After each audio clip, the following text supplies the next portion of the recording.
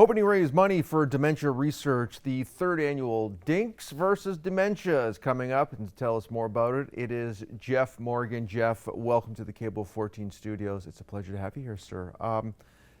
This event, Dinks versus Dementia, it means a lot to you because someone in your world has been affected by dementia.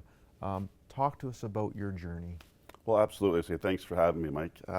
2017, our mother, there's 4 adult children, our mother was diagnosed with dementia. At what age? And she was 74. Okay. And at that point, the family, you kind of go in scramble mode around what's next. The driver's license is taken away, who's going to care for her?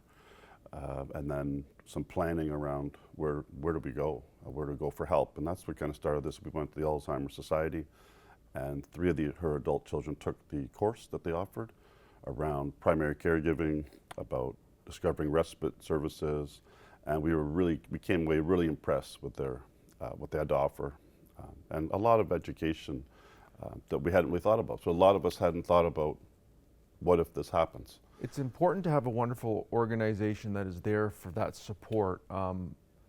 What are some things that you learn? What should people be prepared for when and if they get that news? Well, we spoke off screen about courageous conversations around families staying in touch with the reality of people are aging, people are going to face cognitive challenges, and then in our situation, you talk about blended families. So are we communicating in second marriages? Are we communicating with adult children? And one of the funniest stories, and not funny, but from the course was, the adult child is in Ottawa and the caregiver here, and the Ottawa son says, well, I talk to mom every Sunday night and she sounds great. Click. And the primary caregiver in Hamilton, wherever it is like, we're running to appointments, mom is leaving the stove on, so on and so forth. And so those really important conversations about where do we go next, again, for support, and how do we build a care community that is going to be able to deliver the services and support that the aging parent needs. And it's important to have those conversations because everyone's situation is also different. Financial, living arrangements, whatever the case might be. But it is, and I don't want to use the word burden, but it is a big responsibility to have someone in your world who has dementia.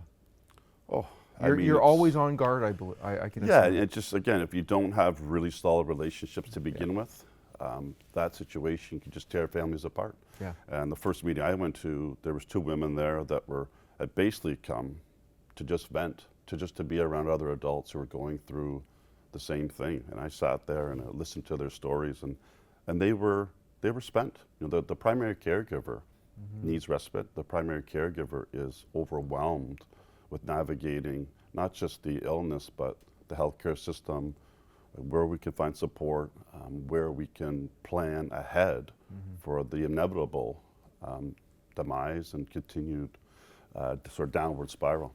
What's your mother's name? Her name's Olga. Olga? Yep.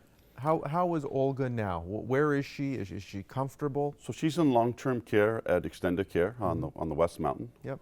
On Shedmack, and she's okay, but she hasn't known our name for 2 years. She sleeps most of the day. She's not able to access any of the programming that the home provides because she's cognitively unable to.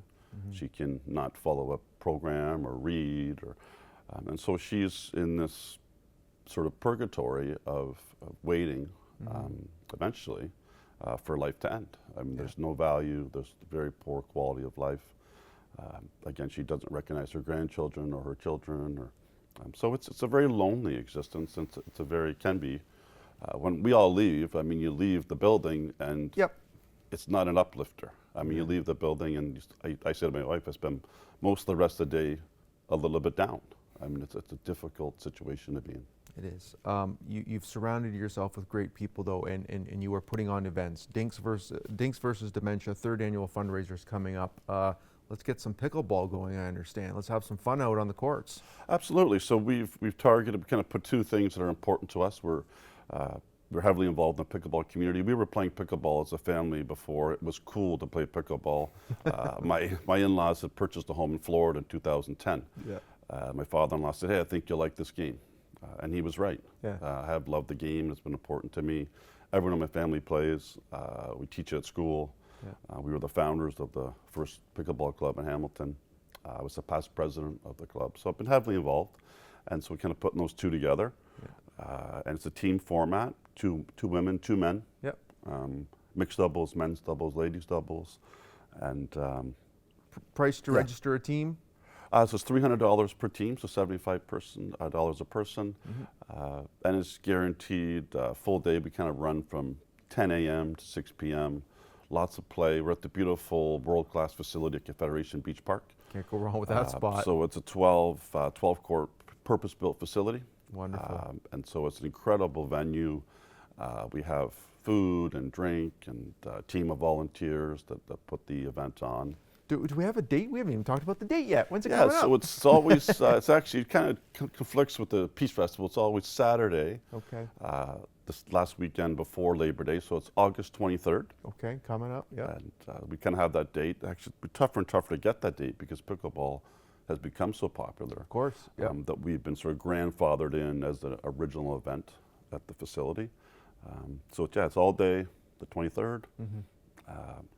Come on out. You hope for great weather, but the main thing is you're coming out, you're having fun, you're supporting a great cause, and really you're also surrounding yourselves with other people who are maybe going through the same situation, but at various levels. Well, exactly. Once you share your story, then you know, it's powerful. People that happened to me or our family, and so it's everyone is, or many people have been impacted. You know, whether it's a grandparent or a sibling, a parent, and for many years it was behind closed doors. And one of the biggest things, of course, in the course we took is people hiding the disease. You know, so mom isn't feeling well today, so she's not going to make the party, or she's tired, or you know, we're busy, and so a lot of times the primary caregiver is in denial and doesn't want to accept that their partner, and sometimes the children are in denial that their mother or father is declining.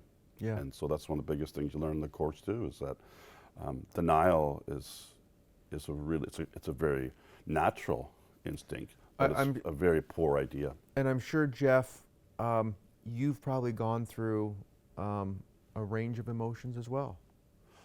Oh yeah. Yeah, it's been, yeah, absolutely. I mean, no one wants to see someone they care about and love in that situation. And even now, in the long-term care, you go and maybe a shower or a bath hasn't been delivered. Maybe a haircut hasn't been able to be done because the patient is uncooperative. Yeah. Maybe clothes are on backwards, or the same clothes are being worn. So, yeah, it's not something I'd recommend to people, and certainly it's a very powerful emotional experience that hopefully most people won't experience. Well, for all the great work that you're doing, you're shouting it out through the megaphone to let other people know that there are resources, there is help, and there is support groups. And if you're kind of drawing the roadmap here and helping people, kudos to you, my friend. You are a heck of an individual. Well, thanks. It takes a big team. I have a twin brother and two sisters, and a ton of really, my wife's been incredible, and my children, but a lot team of people in the pickleball community that have stepped up and helped us and volunteered. And, but it was, yeah, I think I would say, Mike, going back to the origins, it's really about people are having conversations too late.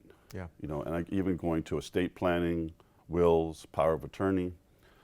People have lawyers, to, finances, go to your banks. Yeah, so the first one, I really wanted actually a team of lawyers there, and even financial people who can plan for the future, because all of a sudden I'm incapable of making decisions for myself. Yeah. And everyone looks around and goes, you know, and all these talks, right? Oh, mom was a private person, or dad was a private person. Well, now that's a problem. It's a problem. Producer Maddie was in my ear here. In regards to resources, where have you gone? Where would you suggest people go where they're listening and watching this right now? I need help. Where can they go? Yeah, so we just partnered with the Alzheimer's Society. They're incredible. If they don't have the answer, they'll find the answer. Okay. Again, it started from being really impressed by what they had to offer, the care, the compassion, the resources. And we left those programs thinking, how can we partner with this organization to create something special, unique, and hopefully something that people will get behind and support. Yeah. To you, my friend, this has been an eye-opening conversation for me too.